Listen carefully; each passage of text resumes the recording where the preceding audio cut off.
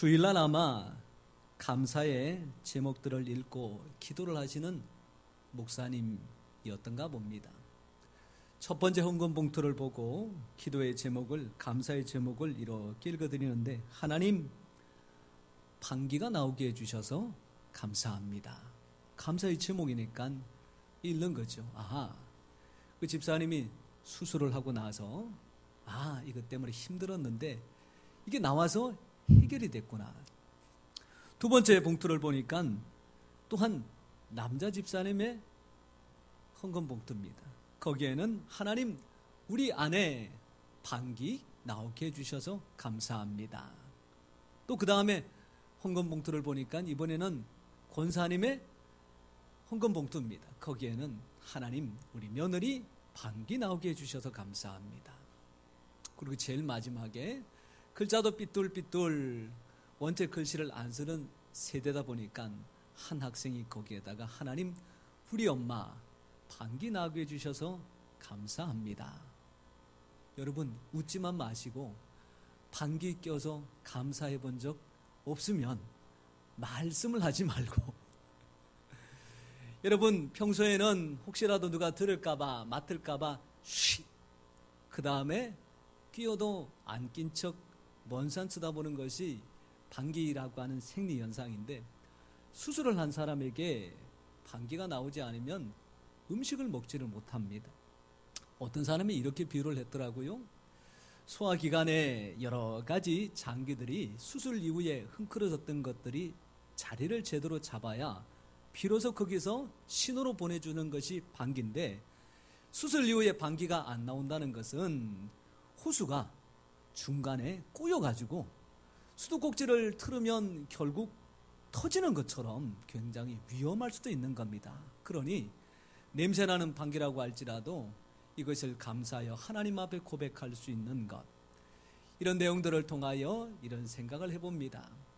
우리가 큰 사건에 대해서는 마땅히 감사할 줄 알고, 또한 그것이 감사를 통하여 하나님 앞에 영광을 돌릴 줄 아는데, 자꾸 사소한 일에 대하여 감사를 한다면 우리 하나님께서 얼마나 그것을 기쁘게 여기실까. 말씀에 대가했던 스펄전 목사님의 10가지 감사의 제목 가운데서 마지막 결론적으로 나오는 감사가 모든 것에 대한 감사입니다. 그런데 모든 것에 대하여 어떻게 감사할 수 있느냐, 이 목사님께서 좋은 방법을 주셨죠. 어떻게 주셨느냐, 별빛 주신 하나님 앞에 감사하면 무엇을 주시고, 달빛을 주시고, 달빛 주신 하나님 앞에 감사하면 무엇을 주시고, 햇빛을 주시고, 햇빛을 주신 하나님 앞에 감사하면 영원히 지지 않는 은혜의 빛을 우리에게 비춰 주십니다. 이 귀한 믿음과 신앙을 꼭 가지시기를 축원합니다. 여러분, 데살로니가전서 5장 16절에서 18절 말씀 속에 신앙인이 일평생 가지고 살아야 될 하나님의 뜻 3가지가 나옵니다. 첫 번째로는 항상 기뻐하라. 왜 기뻐하느냐? 마음속에 천지 만물의 주인 되신 하나님께서 성령을 통하여 임재하고 계시니 그 하나님과 함께함이 기쁘지 아니한가. 그래서 항상 감사하라. 그 다음에 두 번째 나오는 것이 쉬지 말고 기도하라. 하나님, 무엇이 필요합니다 라고 하는 기도에서 그치지 말고, 하나님, 나를 통하여 무엇을 하기를 원하십니까? 내가 어떻게 해야 이 땅 가운데서도 행복하게 살고 영원한 천국의 확신을 누리면서 살아갈 수 있을까요? 그래서 하나님께서 음성을 들려주시고 깨닫게 하시고 행하게 하시니 쉬지 말고 기도하는 것이 믿음과 신앙의 가장 좋은 길입니다. 마지막 3번째로 하나님의 뜻이라고 말씀하시면서 주시는 것이 바로 범사에 감사하라. 여러분, 범사에 감사한 하나님의 뜻을 온전히 이루면 하나님께서 그 다음에 어떻게 해주실까요? 마침 오늘 우리가 함께 고백했던 성시교독이 마태복음 6장에 나오는 말씀이고, 제일 마지막에 보면 오늘 제가 이렇게 말씀드리는 이 부분에 대한 결론이 거기에 나오는데, 너희는 먼저 그의 나라와 의를 구하라. 이게 다가 아니지요? 그 다음에 그리하면 이 모든 것을 너희에게 더하여 주시리라. 우리가 작은 것일지라도 하나님의 뜻을 행하면 하나님께서는 그 작은 것을 보시고 모든 것들을 더하여 주시마 약속해 주셨습니다. 오늘 이 시간 한 주간의 삶을 작고 사소한 것에서부터 감사하여 하나님의 뜻을 이룸으로 말미암아 더하여 주시는, 넘치게 하시는, 풍성케 하시는 하나님의 복이 이 가운데 충만하시기를 소원합니다. 여러분, 오늘 이 말씀은 이렇게 하나님의 뜻을 온전히 이루고자 애쓰고 노력하는 한 사람들에게 사도 바울을 통하여 어떻게 하면 하나님의 뜻을 온전히 이루는 복된 삶을 살 수가 있는지 잘 들어보십시오 라고 하면서 주시는 말씀입니다. 여러분, 어떻게 하면 하나님의 뜻을 온전히 이루는 복된 삶을 살 수가 있을까요?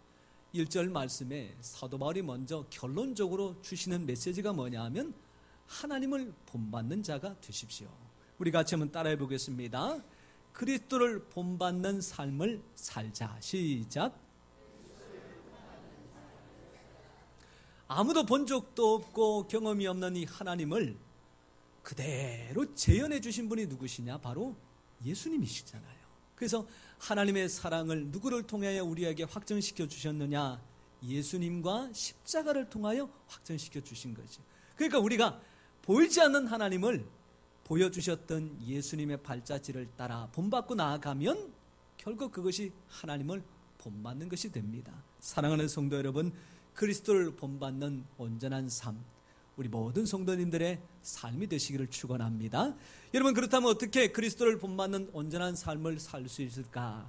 2절부터 시작되는 말씀이 하나하나 우리에게 가르쳐주는 말씀의 메시지입니다. 먼저 2절 말씀을 우리 같이 한번 읽어보시겠습니다.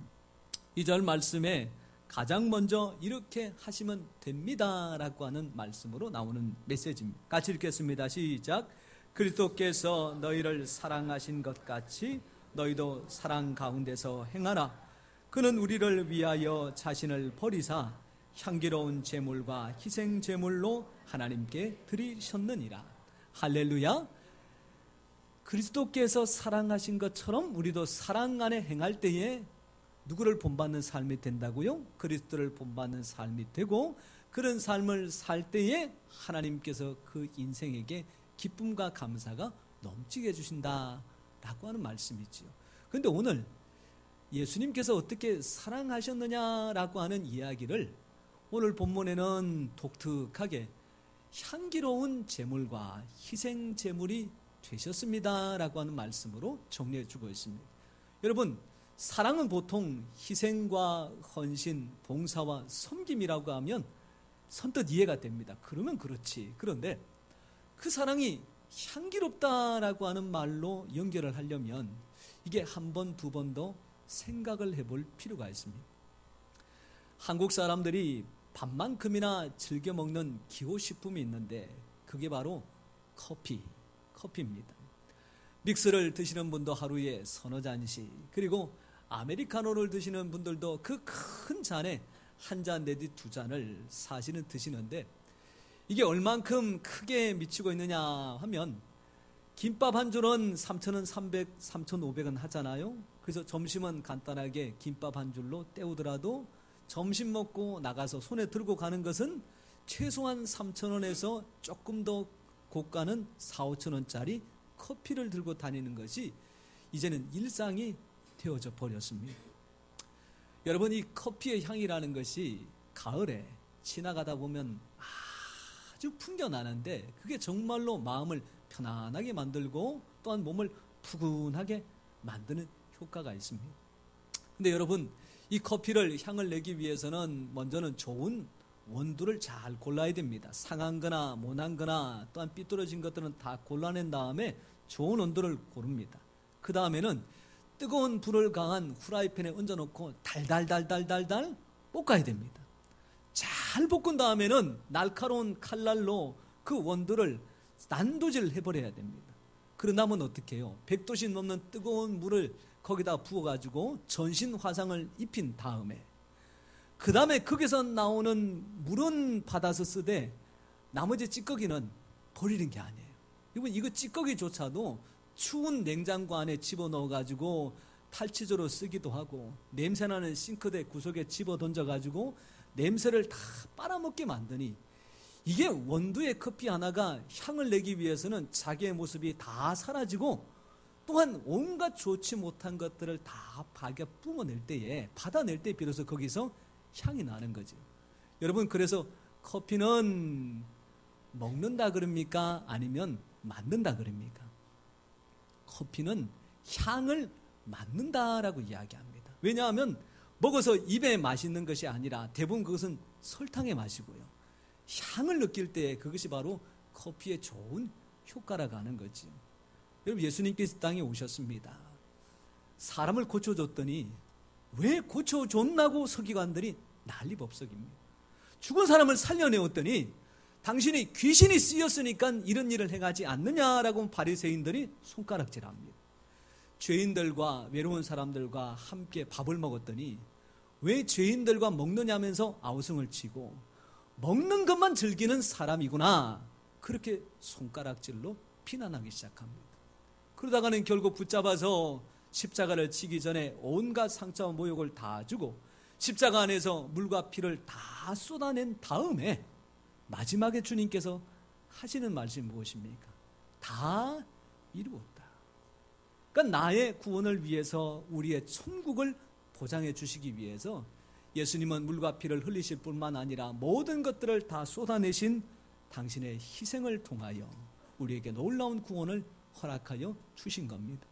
이것을 사도 바울이 생각하고 고민할 때에, 제사를 드릴 때에 희생제물이 목숨을 버리고 온몸이 찢겨지고 내장과 살들이 다 발라져서 흔적도 없이 사라지는 것을 통하여 불태워 하나님 앞에 향기로 드리듯이 예수님은 당신의 모든 것들을 희생하여 우리에게 사랑을 베풀어 주셨으니 당신들도, 너희들도 이와 같이 사랑할 때에 그곳에서 참된 기쁨과 즐거움이 풍성하게 나타날 것이다고 하는 말씀이지요.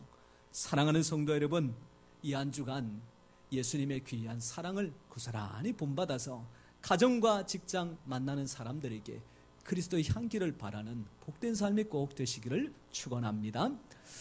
여러분, 요즘 한국 사람들이 여행을 참 많이 갑니다. 3박 4일 또는 5박 6일로.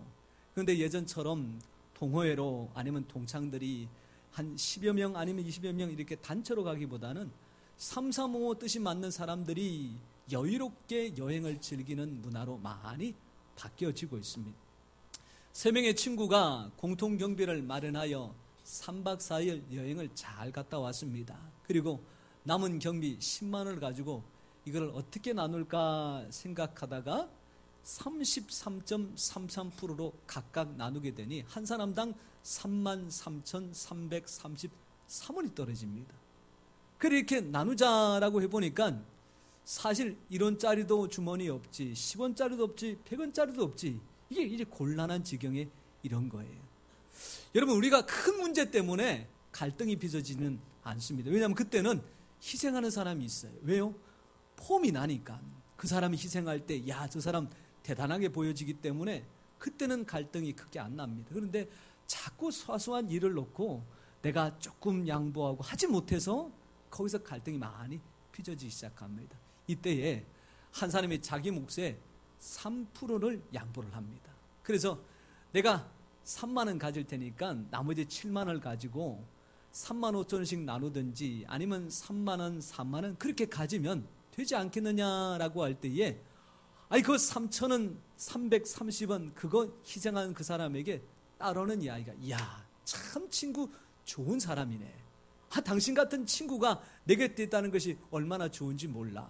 근데 문제는 누가 3만 원을 갖고 누가 4만 원을 갖고, 요게 또 문제가 됩니다.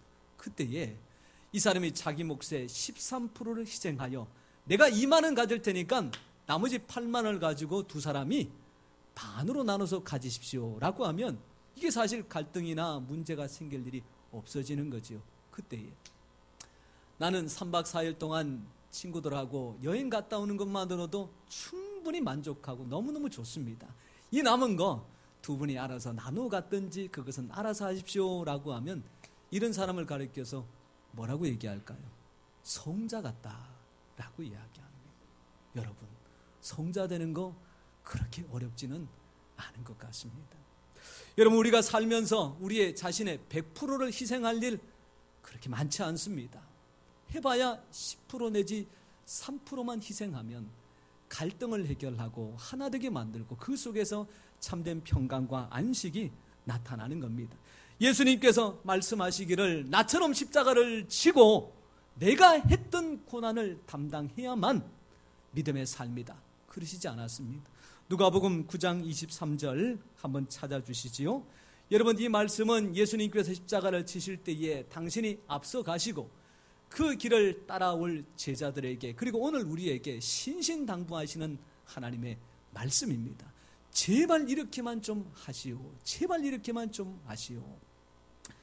9장 23절 우리 같이 읽겠습니다. 시작. 또 무리에게 이르시되 아무든지 나를 따라오려거든 자기를 부인하고 날마다 제 십자가를 지고 나를 따를 것이니라. 할렐루야. 예수님의 십자가를 지고 따르는 삶이 아니라 내게 주어진 십자가 10% 내지 3%를 희생하는 그것만 살면 잘했다, 착하고 충성된 사람아, 내 주인의 즐거움에 참여할지어다 라고 하는 주의 약속이 있습니다. 그리스도를 본받아 작은 일이지만 내 몫에 대인 십자가를 잘 감당해서 가정은 행복하게 만들고 사람의 관계는 원만하게 만드는 복의 통로가 꼭 되시기를 축원합니다. 두 번째로 오늘 사도 바울을 통하여 그리스도를 본받는 삶에 대해 주시는 말씀이 3절과 4절 말씀에 나옵니다. 한번 같이 3절과 4절을 읽을 텐데요. 거기 보면 하지 마라고 하는 이야기가 6가지 나오고요. 이것은 하십시오라고 하는 이야기가 2가지가 나옵니다. 무엇을 하지 말고 무엇을 해야 될지, 또 하지 말고 해야 될 것의 결론은 무엇인지 3절과 4절을 읽으면서 같이 생각해 봅니다. 시작. 음행과 더러운 것과 탐욕은 너희 중에서 그 이름조차도 부르지 말라. 이는 성도에게 마땅한 바니라. 누추함과 어리석은 말이나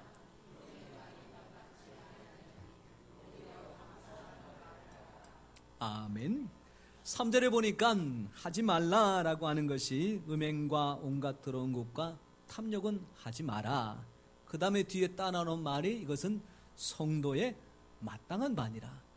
하지 말아야 될 것이 성도의 마땅한 바라고 나옵니다. 그리고 4절에는 누추함과 어리석은 말과 희롱의 말이 마땅치 아니하니, 그 다음에 나오는 말이 오히려 감사하는 말을 하라. 앞에 있는 세 가지 것들을 버리고 뒤에 나오는 말을 연결해 보면 성도가 마땅히 해야 될 일은 무엇입니까? 감사하는 삶, 감사하는 말을 하는 것. 이것이 그리스도를 본받는 귀하고 복된 교훈이라는 사실을 믿으시기를 바랍니다. 여러분, 오늘 오후에 오시는 임종진 목사님의 광고 전단지에 타이틀이 있습니다. 그 타이틀이 뭡니까? 충만케 하옵소서. 무엇으로 충만해야 될까요? 사랑으로 충만하고, 또 뭐로 충만하고요? 감사로 충만하고, 또 뭐로 충만하고요? 예수님으로 충만하고, 또 뭐로 충만하고요? 돈으로 충만하다는 얘기는 안 나오는 게 이게 참 감사한 일인데 여러분, 사랑으로 충만하고 감사로 충만하고 예수님으로 충만할 때에 그 삶이 우리 하나님의 가장 기쁨이 되는 삶인 줄 믿습니다. 여러분, 왜 이렇게 감사하는 삶이 필요할까요? 봤더니 어느 집사님이 부부싸움을 하고 나서 속이 많이 상했나 봅니다. 바깥 일은 열심히 하지만 가정일을 돌보지 않는 것 때문에 한마디 두마디 주고받다가 나도 힘들고 당신도 힘들고 결국 그것이 두 분 사이에 큰 소리가 나고 다툼이 생겨버렸습니다. 이때 더 이상 번지는 것을 피하기 위하여 집사님, 여집사님이 지혜를 짜기를 차라리 내가 장 본다는 핑계를 가지고 집을 잠깐 나가면 조금 소원해지지 않겠나 싶었던 거죠. 이제 장바구니 들고 시장을 향하여 걸어가는데 시장 어디쯤에 이러니까 뒤에서 자기를 향하여 아주머니 사과하고 감사하세요. 그런 소리가 들리는 거예요. 아니, 내가 부부싸움하고 온 거를 누가 알고 내 뒤통수에 대놔놓고 사과 먼저 하고 감사하라고 남편에게 그렇게 이야기하지 싶어서 그 이야기를 따라 쭉 가봤더니 그 이야기는 과일 가게 아저씨가 아주머니 사과하고 감 사가세요 라고 그 소리였어요. 아니, 본인이 그런 입장이 되다 보니까 그 이야기가 그 아저씨의 이야기로 들리지 않고 하나님의 음성으로 들리기를, 아하, 내가 먼저 사과하고 감사하면 될 일을 왜 고집을 세웠을까? 그래서 감하고 사과를 사서 집으로 갔습니다. 그리고는 남편에게 사과를 내놓습니다. 사과하니까 사과 드세요. 그 다음에 감을 내오면서 감 드세요. 감사드려요. 여러분, 안 그래도 남편분도 집에서 아내한테 했던 말 못했던 말 생각하며 미안하고 또한 안타까운데, 아내가 먼저 사과하고 감사의 메시지를 전해주니 남편이 무안해서 그날 설거지하고 팔다리 어깨 무릎 잘 주물러 주지 않았을까? 했는지 안 했는지는 모르겠지만 그 정도는 하지 않았을까 싶은 거죠. 여러분, 이렇게 감사하면 다툼도 사라지게 되고, 감사하면 서로의 마음에 있는 앙금도 치료가 되어지고, 감사를 통하여 관계는 좋아지며 기쁨과 즐거움이 넘쳐나고, 그곳에서 하나님께 주시는 참된 행복이 아름답게 꽃피는 줄 믿습니다. 여러분, 왜 우리가 감사하는 삶을 살 때 모든 일들에 감사하며 살아갈 수 있을까? 율곡의 어머니인 신사임당에 대하여 많은 이야기가 있지만, 참 이야기는 오늘 말씀에 좋은 교훈거리가 있습니다. 한 번은 혼인잔치에 갔는데 어떤 가난한 아낙네가 돈이 없어서 빌려온 그 비단 치맛자락에 그만 음식물을 흘리고 말았습니다. 이것을 씻으려고 하니 실크로 되어 있으니 망쳐질 것 같고, 사다가 주려고 하니 돈이 없어서 엉엉 울고 있는 그 아낙네를 불러서 그 묻어있는 치마폭에다가 신사임당이 붓으로 한번 쉬 끄니까 거기에 홍시가 그려지고, 붓으로 한번 싹 칠하니까 거기에 또한 감이 그려지고, 사람들이 그 광경을 지켜보다가 감탄을 하면서 이렇게 아름답고 예쁜 치마는 본 적이 없다, 그렇게 이야기를 하기 시작합니다. 그래서 그것을 시장에 갖다 내다 팔고 그 돈으로 말미암아 비단 치마를 다시 사서 갚아주고 남았다라고 하는 이야기입니다. 여러분, 나는 실수하여 치마에 그런 음식물을 남겨서 못 쓰게 만들었지만, 신사임당 같은 신뢰있고 능력이 있는 사람에게는 오히려 그것이 멋진 그림을 만들 수 있는 화폭이 되는 것이고, 그것이 조의가 되는 거죠. 여러분, 오늘 우리의 삶은 내가 열심히 살아도 때로는 상처가 나고 모양이 어그러져서 안타깝기 그지없습니다. 그런데 그런 안타까운 모습을 하나님께서 손대시면 아름답게 만들어지고 복되게 만들어지고 선한 일들을 감당할 수 있는 귀한 인생으로 바꾸어 주시는 겁니다. 그래서 우리가 힘들고 어렵고 혹시나 고난이 찾았을 때에 무엇을 기대하느냐 하면, 아하, 하나님께서 나의 인생을 만져주실 때가 되었구나, 하나님께서 나의 이런 인생을 변화시켜 주실 기회가 되었구나, 하나님께서 이것을 통하여 나에게 창대케 하시는 은혜를 베풀어 주실 때가 되었구나, 그 사실을 깨닫고 고난 가운데서도 감사하여 하나님의 뜻을 온전히 이루는 우리 성도님 되시기를 축원합니다. 여러분, 마지막 말씀입니다. 이렇게 사랑하는 성도들의 온전한 삶을 위하여 정말로 애태우면서 간절하게 구했던 사도 바울이 7절 말씀을 통하여 그의 속뜻을 다시 한번 보여주고 있습니다. 여러분, 이야기에는 겉으로 드러나는 이야기가 있고 그 속에 정작 하고 싶은 이야기가 있는데, 이 7절 말씀에 보니까 사도 바울의 겉으로는 하지 마세요라고 하는 이야기가 있는데 속으로는 진짜 해야 될 일이 따로 있습니다 그 하는 이야기가 있어요. 여러분, 7절 말씀을 우리 같이 읽어봅니다. 시작. 그러므로 그들과 함께하는 자가 되지 말라. 앞에 나오는 음행과 온갖 더러운 것과 이런 사람들하고는 함께하지 말고, 그걸로 그칩니까? 누구와 함께하라고요? 예수님과 함께, 하나님과 함께. 그래야 누구를 본받는 사람이 될 수 있어요. 그리스도를 본받고 하나님을 본받는 삶이 될 수 있다는 거지요. 이번 한 주간 누구랑 함께 살아가시겠습니까? 주님과 함께 동행하시는, 하나님과 함께 손잡고 동고동락하시는 성도님들이 되시기를 축원합니다. 여러분, 한 회사에 입사시험에 나왔던 유명한 이야기입니다. 한 청년이 비가 억수같이 쏟아지는 밤에 차를 몰고 지나가는데 한적한 버스 정류장에 자기의 생명을 고쳐준 은인의 의사 선생님과 누가 돌보지 않으면 곧 세상을 떠날 것 같은 중병에 걸린 노인 한 분과 꿈에 그리던 이상량의 여인, 이렇게 세 사람이 거기에 기다리고 있을 때에 당신은 어떻게 하시겠습니까? 이게 그 입사시험 문제였습니다. 여러분, 이 회사에 입사를 하려면 어떻게 답안을 써내야 될까요? 여러분들 같으면 어떻게 하시겠습니까? 합격한 답안지에 나오는 내용입니다. 먼저 중병에 걸린 노인분을 차에 태우고, 그 다음에 나의 은인이 되었던 의사 선생님에게 운전대를 맡겨 병원을 가게 한 다음 자기는 억수가 쏟아지는 빗줄기 가운데서 이상량인 여인과 함께 그 버스 정류장에 남겠다. 여러분, 이 정도 되면 합격을 시켜줄까요? 아니면 합격시켜주지 않을까요? 합격했다는 이야기입니다.